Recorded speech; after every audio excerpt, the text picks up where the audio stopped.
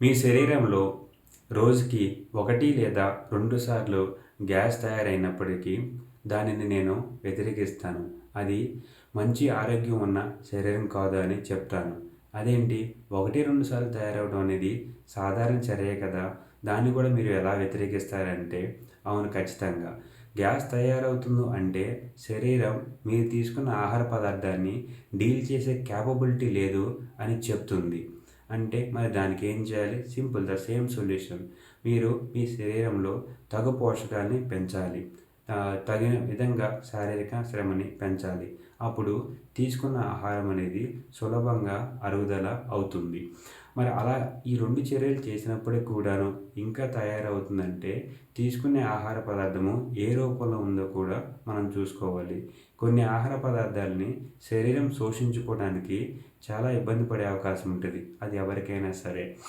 So అలాంటి ఆహార పదార్థాలను మనం బాగా చెక్ చేసుకొని, కన్సిడర్ చేసుకొని ఏమైతే శరీరానికి మ్యాక్సిమంగా అబ్జార్బ్ అవుతాయో వాటిని తీసుకుంటే మనం చేసే ప్రొడక్టివ్ కానీ, మనం చేసే ఫోకస్ యాక్టివిటీస్ కానీ తగ్గకుండా మనం కెరియర్‌లో ముందుకెళ్ళడానికి అవకాశం ఉంటుంది. ఒక ఎగ్జాంపుల్ చెప్పాలంటే లాస్ట్ ఫ్యూ మంత్స్‌లో 2 డేస్, 3 డేస్ కంటిన్యూస్‌గా కర్డ్ రైస్ అంటే పెరుగన్నం ఎక్కువగా తినటం వల్ల నేను చేసే ప్రొడక్టివ్ వర్క్‌ని చేయకుండా నిద్రపోవాల్సి వచ్చింది. దానివల్ల maximum amount of financial loss అనేది నాకు జరిగింది. అది నేను నాకు నేనుగా రివ్యూ చేసుకొని కొన్ని రోజుల తర్వాత నాకు నేనుగా రియలైజ్ అయ్యాను. అరే! ఫుడ్ అనేది నేను కంట్రోల్ తప్పడం వల్ల అనవసరంగా దాని ఇంపాక్ట్ డైరెక్ట్‌గా నా యొక్క ఫైనాన్షియల్ మీద పడింది అనేది తెలిసిందనమాట.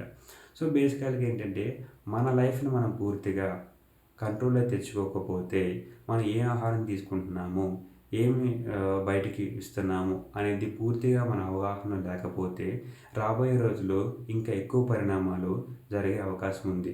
అది ఫినాన్షియల్ ఒకటే కాదు, ఇంకా ఆరోగ్యరీత్యా కావచ్చు, ఇంకా రిలేషన్స్ రీత్యా కావచ్చు. ప్రతి ఒక్కటి మనం దృష్టిలో పెట్టుకొని ఉండాలి.